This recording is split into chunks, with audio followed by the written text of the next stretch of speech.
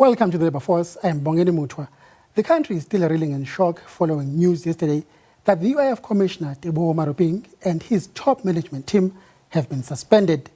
This after an investigation by the Auditor General into allegations of fraud and corruption in the payment of COVID-19 TERS relief scheme made shocking findings. The investigation has found that over 30 million rand has been paid to wrong people, including minors, prisoners, pensioners, and people without valid identity numbers. The findings have been referred to the Special Investigating Unit and other law enforcement agencies for further investigation. Labour Minister Shulas Nxesi says the UIF Commissioner Teboho Maruping and his management team bear responsibility for what happened, hence their suspension. All we are saying is, as an officer who's heading that particular institution, with the issues being raised to him, he must take that particular responsibility. As to whether he's corrupt or not, that will be determined by further investigations. I can't pronounce on that. Meanwhile, the employer organization Business for South Africa says it's not surprised by the latest developments. It says it has repeatedly observed deficiencies in the TERS payments to employers and employees. It goes further to say that it offered to help free of charge, but the UIF was reluctant to accept the offer. Bongeni Mutwa, SABC News, Johannesburg. For more reaction, we are joined by Cosatu's Parliamentary Coordinator, Matthew Parks. Good afternoon, Matthew. Good afternoon. Thank you for having me. Well, quickly, what's your reaction as Cosatu to the latest developments? Yes, look, we note the suspensions by the Minister. We welcome the report by the Auditor General. It paints a quite alarming picture of issues. And we're not surprised, to be honest. These are issues that Cosatu has been raising since the very beginning, in fact, since March. We have been flooded with complaints of workers across the country who either didn't receive the money, yet they were entitled to it. And we knew that the employers, in fact, in some instances had received that money or they were underpaid. And we've been raising this time and again with the UIF and frequently not getting satisfactory answers. It's very worrying because the UIF is not government's money, it is workers' money. It is meant to help hundreds of thousands of workers who have lost wages. It is meant to help thousands of workers and their families who have lost their jobs. So it's quite alarming.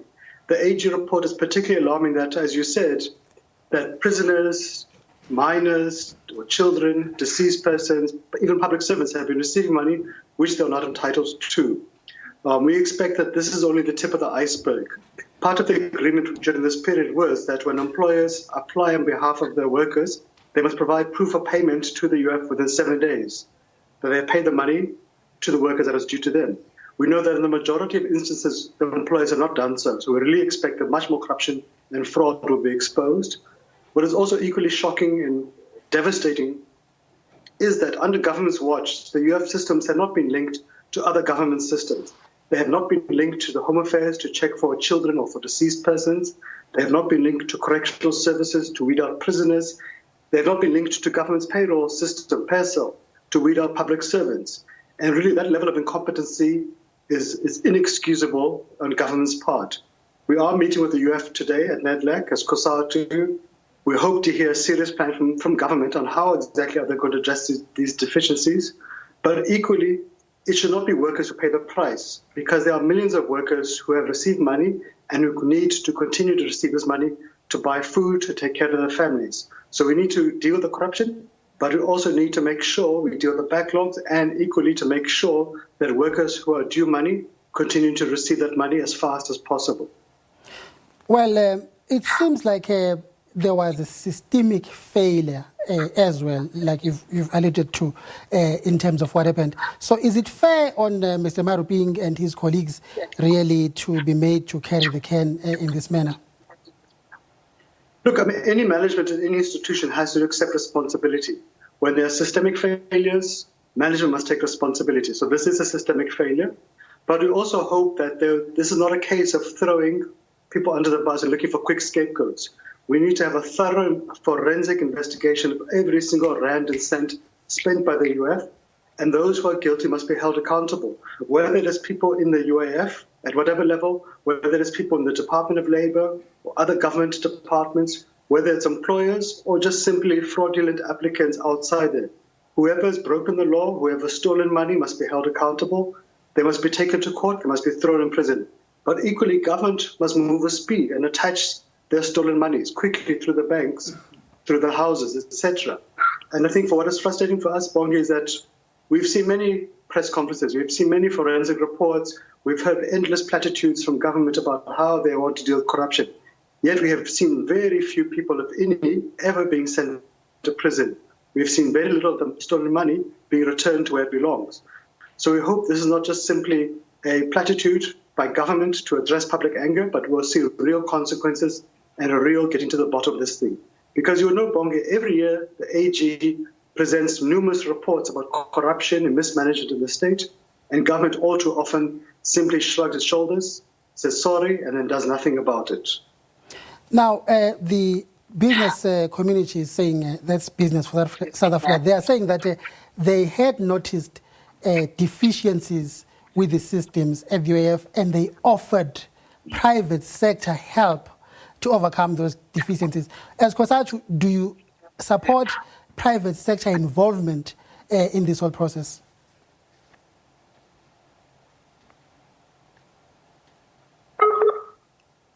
Hi, Matthew. I hope can you still hear me? Well, businesses have made an offer to help. Yes. Yes, Matthew. I was asking. Business for South Africa is saying that they offer to help the UIF in terms of fixing their systems and improving efficiencies. Do you support private sector involvement with the state agency like the UIF? Look, we've been having daily discussions throughout this period with government and business at NEDLAC. Business is correct. They have made that offer on many fronts, from the IT and payment systems to the hotline center. We have welcomed any such support because government on its own, the UIF on its own, cannot manage this crisis by themselves. The UIF was never designed for a total shutdown of the economy. The task is just too much, it's too urgent, etc.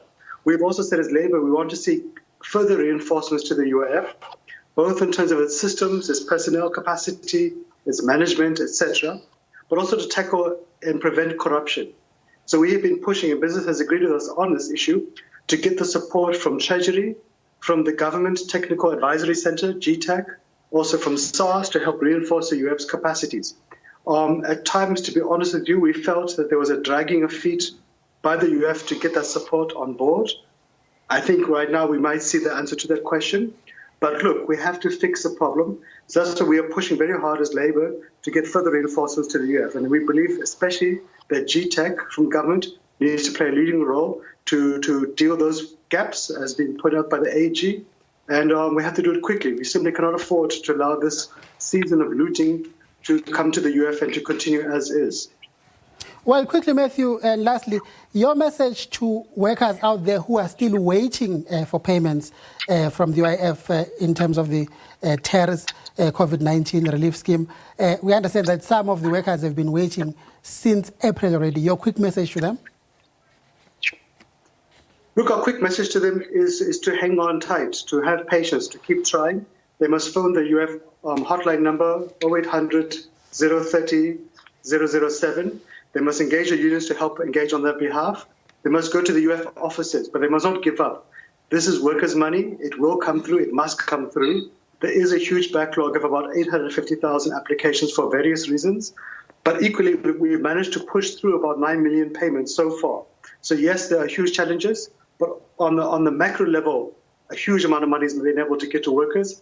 And it is critical that money goes to workers where it belongs. Workers need that money to take care of the family. So they must not give up. We must keep pushing to make sure that money gets to them and to keep exposing corruption.